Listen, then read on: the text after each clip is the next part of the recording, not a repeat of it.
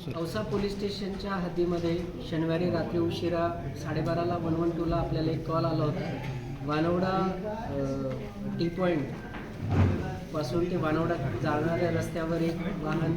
जळत आहे अशी माहिती आपल्याला मिळाल्यानंतर आपल्या नाईट राऊंडचे अधिकारी तात्काळ त्या ठिकाणी पोहोचले. त्या ठिकाणी पोहोचल्यानंतर अग्निशामक दलाच्या मदतीने त्या ठिकाणी ती गाडी विझवण्यात आली. गाडी विझवण्यात आल्यानंतर गाडीची बारकाईने तपासणी केली असता त्या गाडीमध्ये एक मृतदेह जळालेल्या अवस्थेत स्केलेटन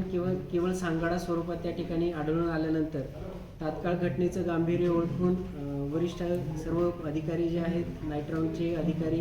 SDPO, KLCB त्यांचे सगळे पथकं त्या ठिकाणी दाखल झाले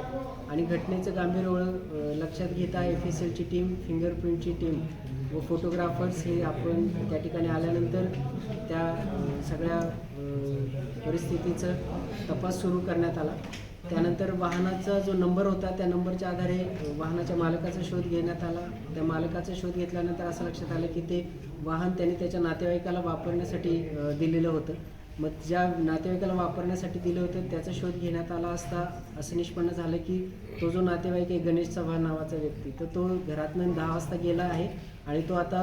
परत घरी आलेला नाही आणि त्याचे मोबाईल बंद आहेत. त्यामुळं प्रथमतः अशी धारणा झाली की जो काही मयत इसम आहे गाडीमध्ये ज्याचा मृतदेह मिळालेला आहे तो गणेश चव्हाणचाच असावा असे प्राथमिकदृष्ट्या त्या ठिकाणी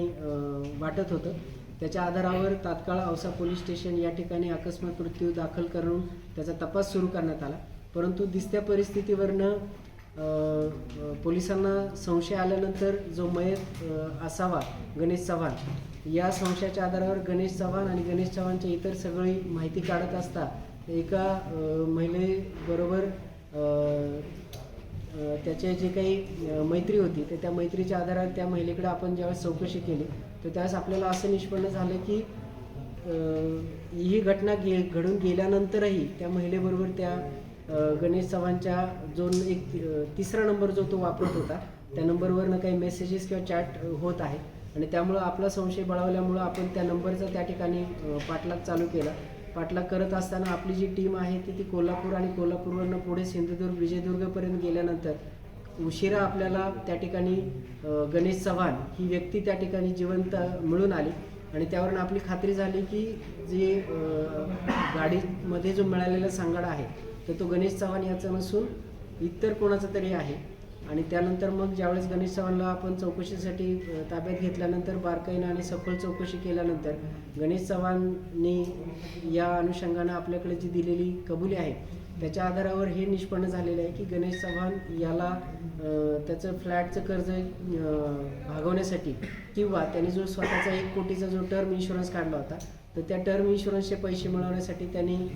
त्याला स्वतःला मारलं, स्वतःचा त्याचा मृत्यू झाल्याचा बनाव त्या ठिकाणी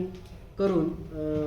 ते पैसे मिळवण्याचा त्याचा प्रयत्न होता आणि हा बनाव करण्यासाठी त्यांनी त्या ठिकाणी तुळजापूर टी पॉईंट औसा या ठिकाणावरनं एक लिफ्ट त्याला जी या व्यक्तीने लिफ्ट मागितली होती तर त्या गोविंद यादव नावाच्या इसमाला त्या ठिकाणी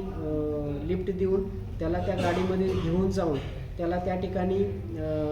त्या ड्रायव्हर सीटवर बसून त्याचा सीट बेल्ट लावून त्या ठिकाणी त्या गाडीला त्या ठिकाणी आग लावून तो त्या ठिकाणी बाहेर पडू शकणार नाही आणि त्याचा त्या ठिकाणी त्यांनी खून केलेला आहे. आणि हा खून केल्यानंतर तो गणेश चव्हाणच आहे हे वाटावं म्हणून त्यांनी त्याच्या हातातलं कडंसुद्धा त्या जो काही मयत इसम आहे ते त्याच्या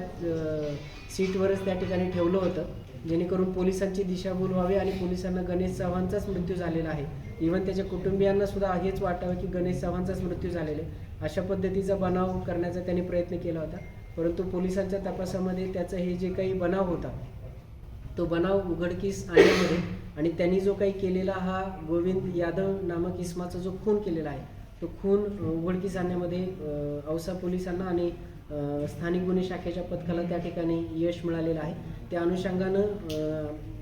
EDचे तपासाचे जे तपास अधिकारी होते त्यांनी स्वतः त्याच्यामध्ये या अनुषंगानं औसा पोलीस स्टेशनला गणेश चव्हाण यांनी गोविंद यादव याचा खून केला आहे याबाबत फिर्याद दाखल केलेली असून याच्यामध्ये तपास सुरू करण्यात आलेला आहे. गणेश चव्हाणला त्या ठिकाणी ताब्यात घेण्यात आलेला आहे. आता या बनाव करण्यामध्ये किंवा हा कट करण्यामध्ये गणेश चव्हाणला इतर काही कोणी साथ दिली आहे का तर या अनुषंगानं तपासामध्ये पुढील ज्या काही सर्व बाबी आहेत त्या निष्पन्न होतील. त्याचबरोबर हा जो मयत इसम आहे हा गोविंद यादवच आहे. या अनुषंगानं सुद्धा जो तपास आहे तो तपास सुद्धा पुढे केला जाईल आणि DNA सॅम्पलिंगच्या आधारे सर्व पुरावे त्या ठिकाणी प्राप्त केले जातील. सदरची जी घटना आहे किंवा गणेश चव्हाणने जो केलेला बनाव आहे तर हा बनाव लातूर